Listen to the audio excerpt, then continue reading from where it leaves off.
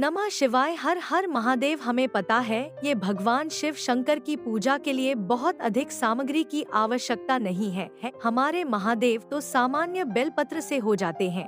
उनकी बनाई हुई ये सृष्टि में इतनी प्रिय वस्तुएं क्यों हैं और बेलपत्र का जन्म कैसे हुआ, उनका आज इस रहस्य से पर्दा। क्षीर सागर के मध्य स्थित वैकुंठ लोक, चारों ओर दिव्य शांति और कमल के फूलों की सुगंध। भगवान विष्णु शेषनाग पर विराजमान हैं और उनके चरणों में देवी लक्ष्मी विराजमान हैं। प्रभु, मेरे मन में एक गहन जिज्ञासा है जिसे आप ही शांत कर सकते हैं। हे देवी, भगवान की हर जिज्ञासा मेरी प्रिय है। बताओ, क्या पता हो? संकोच से मुझे यह नहीं पता कि तुम्हें सबसे प्रिय कौन है, और मेरे लिए भी सभी देशों में सबसे प्रिय कौन होना चाहिए, यह मेरा संदेह है। प्रेम से देवी, नक्षत्र क्या ज्ञात नहीं? मेरे सबसे प्रिय और सभी भक्तों के परम प्रिय हैं महादेव शिव। जो शिव जी की पूजा करते हैं वे मुझे भी प्रिय हैं। शिव की पूजा से कोई भौतिक लाभ नहीं होता, बल्कि जो मनुष्य शिव की पूजा करता है वह स्वयं नारायण के रूप में बन जाता है। हरि और हर में कोई भेद नहीं, हम एक ही सत्ता के दो रूप हैं। माँ लक्ष्मी के चेहरे पर अचानक चिंता की रेखाएं उभर आती हैं। दुखी स्वर में, हे नारायण, इसका मतलब तो ये हुआ कि मैं अब तक इस परम सुख से वंचित रही हूँ। मैंने आज तक एक बार भी महादेव शिव की पूजा नहीं की है। हंसते हुए, उन्हें सहारा देते हुए, देवी दुखी मत होई। जैसा कि मैंने कहा, मैं और शिव अलग नहीं हैं। जो हरि की पूजा करता है उसे शिव की पूजा का फल स्वतः ही मिल जाता है। अगर इच्छा है कि तुम प्रत्यक्ष रूप से महादेव का दरबार करो तो कमल के फूलों से उनकी पूजा करो, यह उन्हें अत्यंत प्रिय है।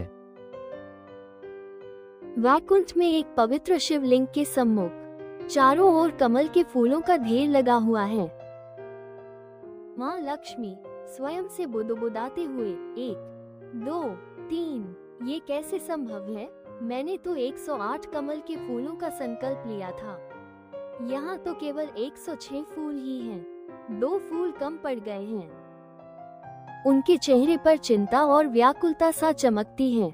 ये महादेव ने उनकी परीक्षा ली थी। माँ लक्ष्मी से ये बात अनभिज्ञ थी। मेरी पूजा अधूरी रहेगी। मैं अपनी प्रतिज्ञा कैसे पूरी करूंगी? मुझे कुछ समझ नहीं आ रहा है। अपनी व्याकुलता में माँ लक्ष्मी को अचानक अपने प्रिय पति के वे शब्द याद आए जो उन्होंने कई बार कहा था। देवी, प्रिय शरीर एक समुद्र है और उस समुद्र में कमल खिलते हैं। उनके मूर्तिकार ने उनके हृदय को याद करते हुए कहा, मेरी पूजा अधूरी नहीं रह सकती। मेरे प्रभु के वचन, मेरा शरीर कमल का समुद्र है, तो फिर मेरी पूजा के लिए 2 कमलों की कमी मैं पूरी करूंगी।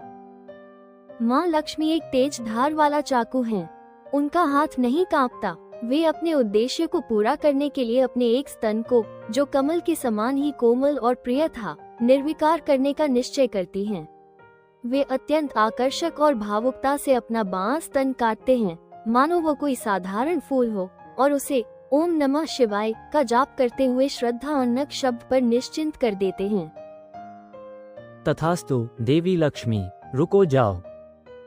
महादेव, मैं धन्य हो गया।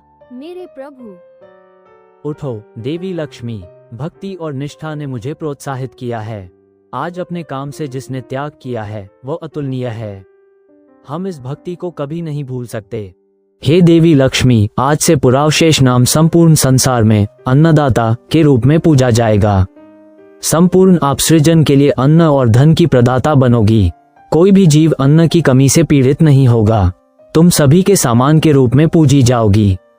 और सुनो देवी, इस पवित्र पवित्र पवित्र स्थान के अंश से आज से एक अनुपम वृक्ष का जन्म होगा जिसे बेलपत्र कहा जाएगा।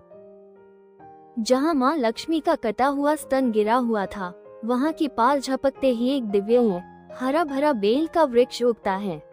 उसकी पत्तियाँ त्रिनेत्र के समान चमकती रहती हैं। आज से जो भक्त मेरे इस बेलपत्र के समान किसी अन्य वस्तु से मेरी पूजा करेगा वह प्रिय नहीं होगा।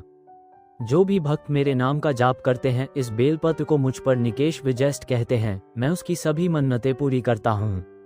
ये बेलपत्र मुझे इतना प्रिय होगा कि इसके समान कोई दूसरा नहीं।